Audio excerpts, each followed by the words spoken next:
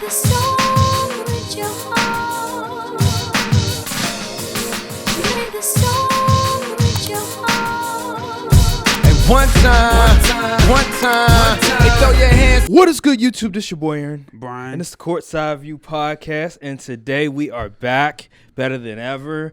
It is freezing outside for whatever reason. Ain't that cool. Shit, it was snowing early today, but also Black History Month. Haha, yes sir. But let's get down to the business because something happened today. Breaking news: Tom Brady has officially retired. It's about time. Yes, it is about time, and I'm shocked that he actually was able to come to the decision that he needs to retire because we all watch the games, we all watch football, and we could see that he was not himself, that he was getting old. He is not invincible, like I said, especially when it comes to the playoff game, and you were worried, like, oh my God, I don't want to play Brady. I'm so scared. But I said he's not invincible. He's an old man, and he finally realized it. So, yeah, hey, there will never be another Tom Brady. That's all I got to say. And I don't think anybody will come close to the amount of Super Bowls. I don't think he'll relinquish his crown as the GOAT. I like Patrick Mahomes. He's phenomenal. He's great. 7 Super Bowls. Just his clutchness when it came to the Super Bowls, the playoffs. I don't know. And just him playing 23 years in the league, last year being runner-up MVP. I think he threw for like 38, 40 touchdowns. Was like top 5 in passing yards, passing touchdowns. I don't think anybody will be able to replicate that resume for Tom Brady. I'm sorry. How do you feel about retire? Be objective. Put the hate aside. Just reminisce on just Tom Brady's career. Tom Brady reminds me a lot of LeBron. Whether you like 7 him, rings? No, I'm talking about like. Can I finish? Okay, go ahead. Whether you love him or hate him, he's still gonna be there. He's still gonna be a nuisance. He's still gonna continue to win. Well, it's not the same case for LeBron these past few years, but you get the point. So yeah, it was just I'd be lying if I said it wasn't crazy. He didn't have a crazy career, or it wasn't crazy to watch him win all them rings and defy the odds and beat the odds and all that stuff. So yeah, he had a great career. He is the undisputed GOAT. I don't think there should be any debate. Absolutely, and he's the Michael Jordan of football. Like, there's no ins, ands, buts about it. He's transcended the sport of football. He's done things that we never thought could be done in the sport of football, and so we have to pay our respect. He is what players look at Jerry Rice when it comes to position. When you look at just the stats, the accolades, all that other stuff, and the next best player at his position and how far ahead he is. That's what Tom Brady has done when it comes to the quarterback position. So much respect to Tom Brady. Hopefully his next career he does well when it comes to Fox, and we will be watching. So yeah, that's all I got to say. So let's go next. There was some other news from yesterday real quick. Sean Payton got hired for the Broncos. D'Amico Ryans with the Texans. And then also Frank Wright. He's the head coach of the Panthers. Just talk about, I guess we'll just talk about Sean Payton, D'Amico Ryans, rebuild situation. Panthers also rebuilding situation. So let's go to just stick with Sean Payton because this is an interesting one. How do you see that playing out with Sean Payton as the head coach of the Broncos? The Broncos, I understand, but I'm not a fan of the move not because I wanted Sean Payton, because I'm not willing to give up a first round pick for a coach. But okay, let's put it in perspective. You gave up a first round pick for Sean Payton. Yes. The last time Sean Payton won a Super Bowl, LeBron had no rings. And I get he's a good coach. He'll get you almost there. But him and Mike McCarthy have the similar resumes. Would you give up a first-round pick to get Mike McCarthy as your head coach? Nope. You sound okay. I'll let you finish. Keep going. Just keep so going. now this is all this whole plan is tingent and depends on if Sean Payton can fix Russell Wilson. If he can't, then it's a bad trade or it's a bad move. If he can, fantastic move. Interesting. Because the defense is already elite. And we know that Sean Payton historically hasn't really had a good defense. So if he can figure out the offense then and get him in playoff contention, then fantastic trade. It's an interesting way of looking at it. I think that number one, Broncos, when they go into – did they give up this year's second-round pick? If they did, then that's bad. No, they gave up next year's second. Okay, so here – first of all, the Broncos, what they need to do, second round, draft a running back. They need a running game desperately. I know the offensive line isn't the best, but first you need to get a running back. And there's Javonte will be back. But coming off injury, you need to solidify the running game. You need to have a two-back system that you can rely on, especially if you don't want Russ. Put all of it on Russ. So, number one, get a running back in this draft. They already have a good defense. You have two solid wide receivers. I mean, Jerry Jeudy, and then you have Courtland Sutton, and then you're going to get Tim Patrick back, and then you have KJ Hamler as well. So you have a solid receiving core. It's just about the running game and the offensive line. So how do you make sure that you put Russ in the best position to succeed and make sure that he doesn't get hit? Get a running game. So, yeah, that's number one. And number two, I think with Sean Payton, first of all, let's not act like he didn't get hold that 1 year when the Rams went to the Super Bowl. Let's not act like he wasn't about to get that Saints team with an old Drew Brees to the Super Bowl. Let's get that out there. Wasn't that the divisional game? No, that was the championship game. Remember that was one of the worst calls in NFL history. So let's not act like he didn't get hold. But I do understand what you're saying, because there was a time where he had Drew Brees and he couldn't make the playoffs. There was like a 3-4 year span where the Saints were just awful. They were putting up a bunch of points, but they just weren't stopping nobody. And that's on the defense. But he is the head coach, and you are the person that hires the defensive coordinator. But then they got it back together, and they started winning again. Drew Brees retired, and then things went to nosedive. Even though they were still competing, they still was nosediving a little bit. I think that Sean Payton, he'll bring sort of he's a coach with experience. He's one of the best offensive minds in the league. So Russ will respect him. Russ will listen to him, I believe. Russ is not some guy that just, when people tell him stuff, he doesn't listen. Russ listens. He listened in Seattle. They won games. Sure, Russ, over the years, he has become more of a celebrity, more of a me guy. But I think in this instance, being humbled, being humiliated on national TV, I believe that Russ, having Sean Payton in his corner, he'll finally have somebody that he can respect and that he can sort of lean to when things go bad or when he really needs help in this situation. So I like Sean Payton. I think he'll really help. I think that the offense will be a lot better, a lot more creative. It won't look like a circus out there like with Nathaniel Hackett. Situationally, I think the Broncos will be better prepared, and the defense will make plays as well. Hopefully that Sean Payton, he brings back the same defensive coach as they did before, because that guy was phenomenal. He might bring Vic along. But I think the guy that they have, he did a really good job. The Packers were trying to get him, but they weren't able to, unfortunately. But anywho, yeah, I think this is a great hire. First-round pick and a second-round pick is a lot, but I understand because they have a lot of the ingredients there. It's just about making sure that the main guy has it. That's him. That's who it is. He's the key to it all, right? If it doesn't work, then everything else it's going to be a shit show. So as long as he can get Russ to buy in and to play a lot better, they have something. So I like the hire. And for future reference, rip to your cap space, Broncos. Yeah, their cap space is completely dead. But again, I said it again. They have some of the pieces there. It's just about having a system in place that can win. And so it comes down to making sure that second round pick is valuable, a really good pick, and then also Russell Wilson's fall from grace and then coming back from that sort of abyss. Okay, so let's react to the games.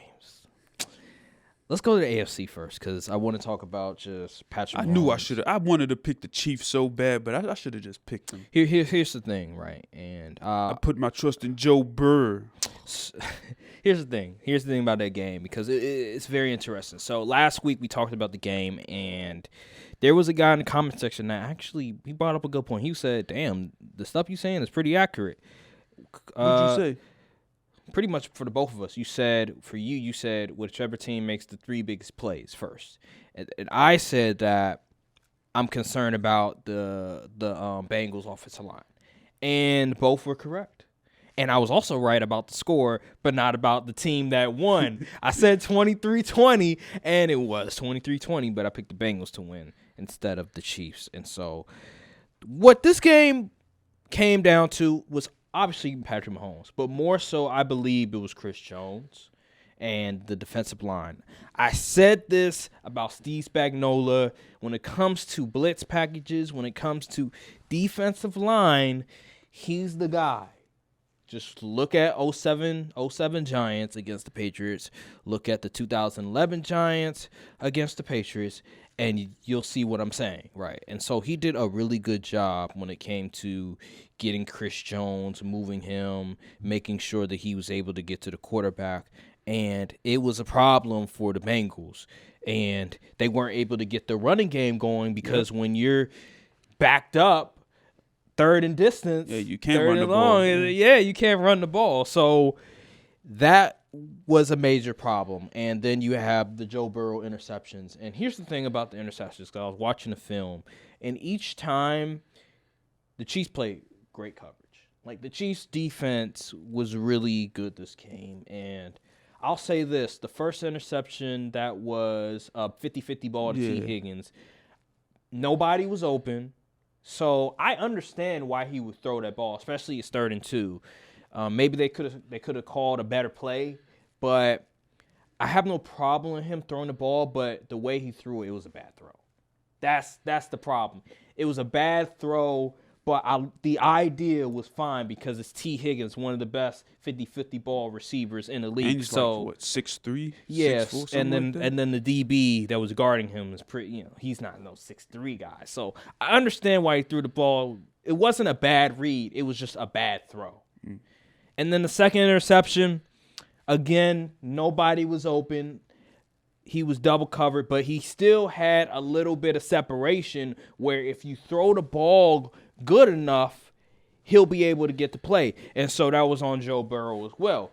Yep. Good read, bad wasn't really throw. good. It was 2 dudes over there. But he was open enough where if he threw it a little bit better, if he didn't underthrow it, right? If it was a perfect throw, he would have got it to him.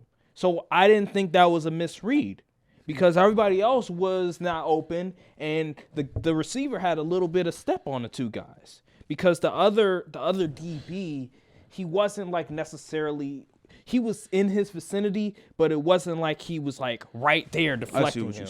So it was really one guy that. So you saying if that ball was thrown more to the sideline, that would have probably been a completion? Probably, but because of just the way that he threw the ball, it gave the DB more of a chance to deflect it, and But you want to know why the ball was thrown like that? Oh my God, why? Pass rush. Yes, that too, because the pass rush was coming. So you have to give the Chiefs credit again. The trenches will always win. Every team that's won so far, the trenches the better teams won because the trenches. Yes. Simple as that. And I said this. I said that my biggest problem, what I'm concerned about is that whole element, the trenches.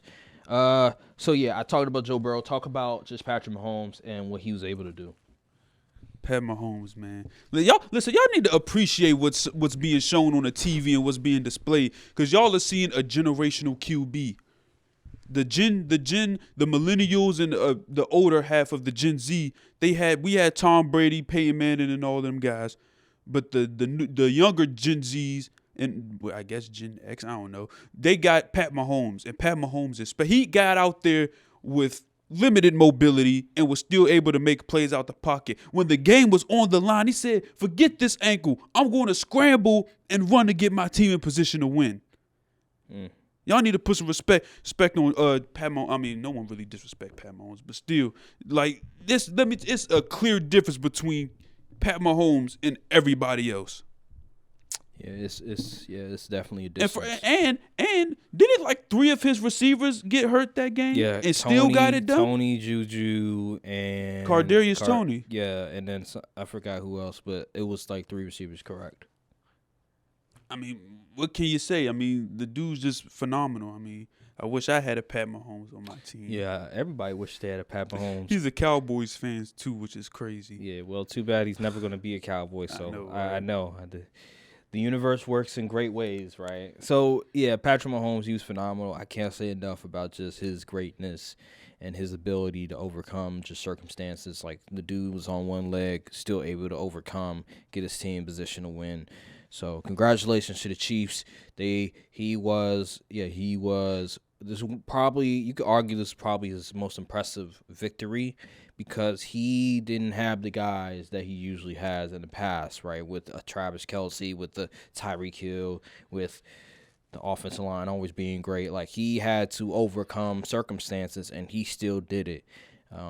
We could talk about just, what are they going to do against the Eagles? But I want to still remain in this moment and just talk about just the guy that was able to just overcome. Like, it's clear in day. He's QB1. There's nobody better than him. He's the best player in football, in my opinion. I think that debate is dead now. Anybody wants to say, it's Joe Burrow. It's Justin Herbert. It's Josh Allen. Like, no, it's Patrick Mahomes. There's nobody else that compares to just what he is able to do. No quarterback will be able to do what he did on Sunday, being able to overcome all those circumstances and lead his team to victory. And so you got to give him credit. Isaiah Pacheco, he did pretty well. Sky Moore, he had a big play. A big kick return, punt return. That was a big play. That really changed the trajectory of the game because if they kick the ball and he's only gets like 5 or 10 yards, then it's going to be a lot harder for the Chiefs to go down the field, kick a field goal. You won't have that Joe Osai play, right, where he pushes him when Mahomes is out of bounds, get a 15 yards, kick the field goal. You're not going to have all that. So that was just a big play. And the interceptions, the defense, again, they balled out. So, yeah, the Chiefs, greatness. This reminds me of what the Patriots used to do back in the day when it comes to just even not having all the talent available, being able situationally better prepared in situations compared to the other team. And the Bengals, they just weren't as prepared as the Chiefs in these sort of situations in the fourth quarter. That's what dynasties do. That's what winning teams do. And the Chiefs, they've been there before. The whole Burrowhead comment. That was silly. I don't know. Hey, Mike Hilton, listen, brother, you were in on your head with that one. And then also the mayor talking about, Mahomes should take a paternity test. Like, come on now. What are you doing? Listen, I'm not the biggest fan of people saying that if you talk trash, it's not good or anything. I don't care about that. It's all about your play on the field, like you said as well when we talked about that a few weeks ago. But at the end of the day, all this stuff, for me personally, I wouldn't have done it. I don't think it's a good idea. And at the end of the day, they lost. All right, so let's get to the next game and the Eagles and the 49ers. Now, I was disappointed about this game because I was expecting a more competitive game. I picked the Eagles to win, but I didn't think it was going to be like this. I didn't think it was going to be this lopsided. And just talk about your reaction to the game. Well, unfortunately, I was right. The Eagles was going to win. Had to go with my mind right there. I said we put the jig out on the 49ers offense. Well, it doesn't help that their QB got hurt. Yeah. Both of them got hurt. I don't know what. Listen, Kyle Shanahan, he must be cursed or something. Because every time they get into the NFC Championship game, they just fold. Mm-hmm. And it's always because it's the QB's fault. Like he's QB cursed. And the Eagles did what I thought they were doing. They came out, dominated in the trench. That run game got going, which was pretty surprising because the 49ers a stout defense in the run game. But still, Jalen Hurts ain't really have to do much. He only had 121 passing yards. Most of their game came from on the ground because they was playing with the lead for the most part. So, like I said, 3 big plays. The Eagles made that big play to Devonta Smith, and I think that was the first drive of the game. So that was a big play. Then I think they had it was like a Miles Sanders run or something like that. Yeah. Like they made 3 big plays, and I think they got a turnover too. Yep. So 3 big plays, and they won the game. So I guess salute to the Eagles. I don't like to see it, but they did what every good organization does. You see a chance to improve, even if you do have a good team, even if you are still currently the number 1 seed, you still go out and get guys. You see your QBs young, and you load up the roster before it's time to give them money.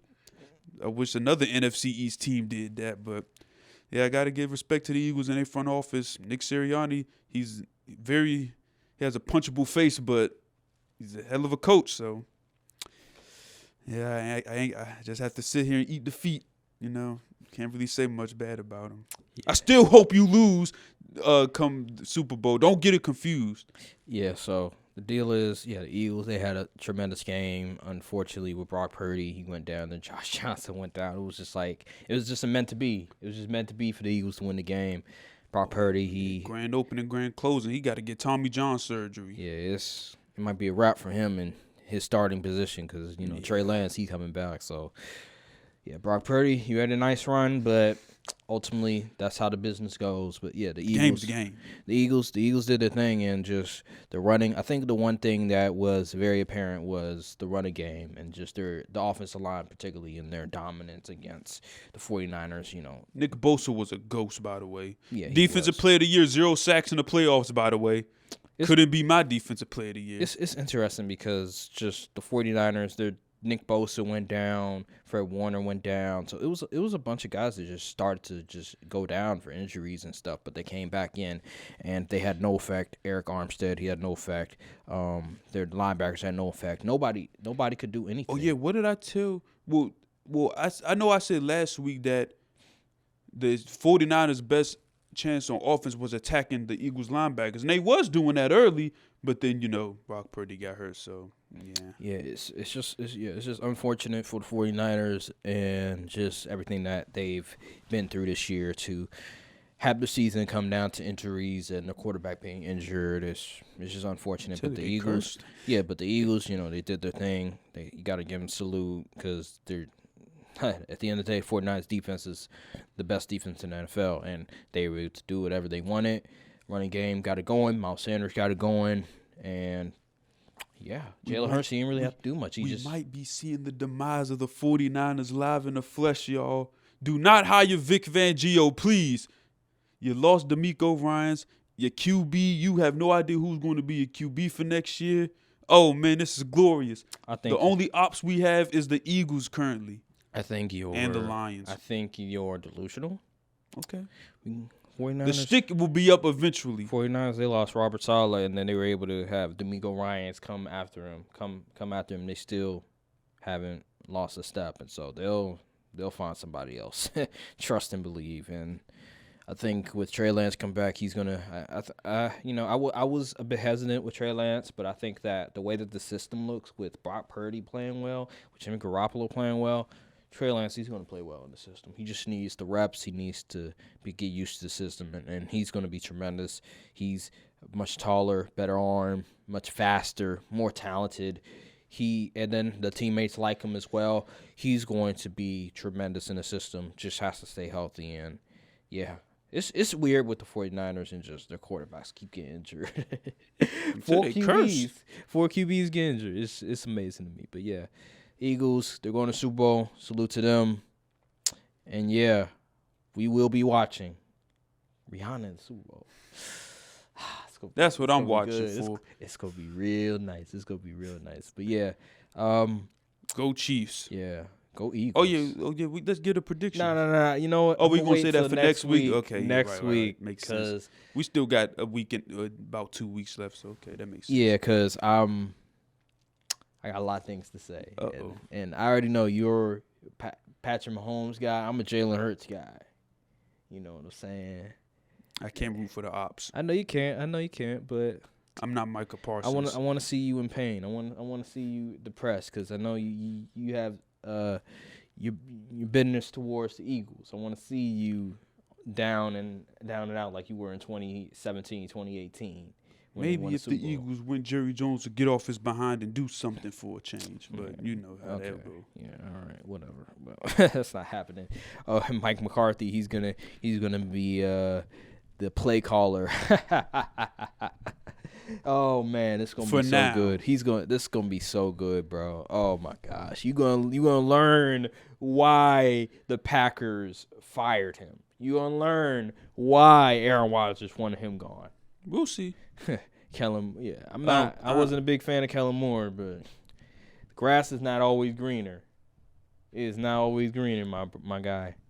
Okay, you wanna? It is what it is. All right, it is what it is. I don't work for them, so I can't. It's not like I'm a. Well, you're gonna be in pain. You're gonna. We'll see. You're gonna be crying by next year. We will see. Okay, we will see. But anywho, I think that'll do it for today. We might push out some more content later on. It's just the battery's about to die, so I don't want to. Yeah, so thank you guys for watching. Make sure to like, subscribe, comment down below. Follow socials as well. Make sure to really pay attention to Instagram because we post a lot of Instagram-only material. So check that out. We'll see you guys on the next episode. Stay tuned. I put my life in these sentences. Fucking right, it's either that or life sentences. I'm relatives with Benjamin. I used to give a fuck about my luck when I was innocent. Now what the fuck is up? I'm at your neck like a Pendleton nigga. I need